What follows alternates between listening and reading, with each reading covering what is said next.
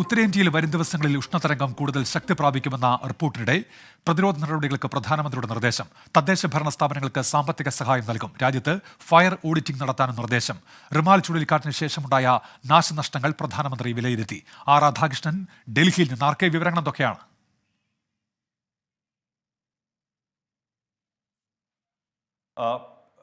തെരഞ്ഞെടുപ്പ് പ്രചരണത്തിന് അവധി നൽകിക്കൊണ്ട് അല്ലെങ്കിൽ ആ തെരഞ്ഞെടുപ്പ് പ്രചരണം കഴിഞ്ഞ സ്ഥിതിക്ക് പ്രധാനമന്ത്രി നരേന്ദ്രമോദി അദ്ദേഹത്തിൻ്റെ ഔദ്യോഗിക ചുമതലകളിലേക്ക് മടങ്ങിയെത്തിയിരിക്കുന്നു.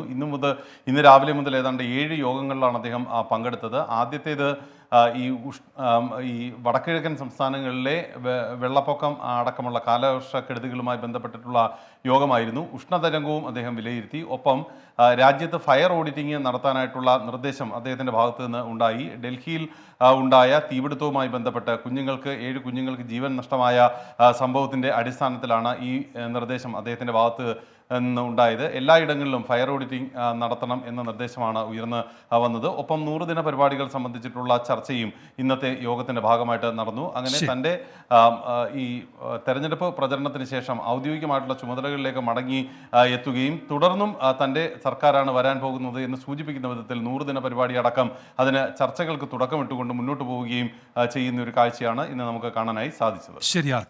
രാധാകൃഷ്ണനാണ് വിശദാംശങ്ങൾ നൽകിയത്. വിധി ദിനത്തിൽ 24 മാജിക് ജൂൺ 4 ചൊവ്വാഴ്ച രാവിലെ 5 മണി മുതൽ 24-ൽ.